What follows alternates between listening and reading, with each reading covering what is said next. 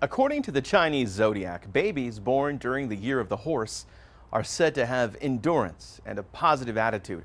And one El Paso man is living proof of just that. KFOX 14 News at 9's Adriana Candelaria shows us how he persevered even as his neighborhood vanished. That's in tonight's special assignment. This story begins in the 1880s,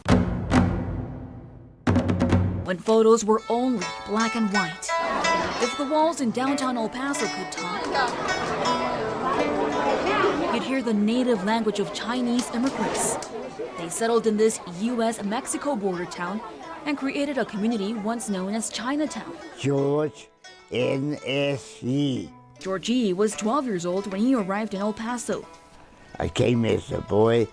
With being a boy, I have no idea of the future. He's now 99 and a half years old. In its heyday, the so-called Chinatown of El Paso was quite flourishing. But right now, it's almost depleted. Historians say El Paso's Chinatown stood between Mill Street. It spread to East Stanton Street, and then continued to El Paso Street to the west, spread roughly to 4th Street. Most of the Chinese immigrants who settled here came to work. Beginning in around 1881, a number of Chinese immigrants came to El Paso to help build the railroads. Lots of Chinese coming and going. After the railroads were completed in May of 1881, a number of the immigrants stayed behind and they established restaurants, shops, and a number of them did a number of domestic jobs. Yi was in the business of food. This building on Paisano and El Paso Street is where he worked. Stocking as a boy, cashier later on. The building back then was Republic Grocery Store. He says the shelves were stocked with Chinese imports. That Chinese store sells ornaments and salves, oil, painkiller.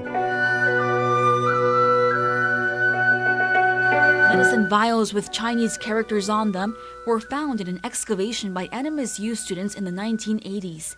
Teapots, wine jars, and spoons were also discovered in downtown El Paso. The artifacts are now a collection at UTEP. There's still some traces of the Chinese community in El Paso. This Chinese cemetery in Concordia holds dozens of grave sites. Some tombstones show there has been some maintenance done on them. For example, this gravesite shows some freshly placed flowers. People here have been buried here as late as 2009. Initially, Chinese immigrants, many historians say, felt like they could practice their culture here. Historians believe El Paso's Chinatown had roughly 300 people.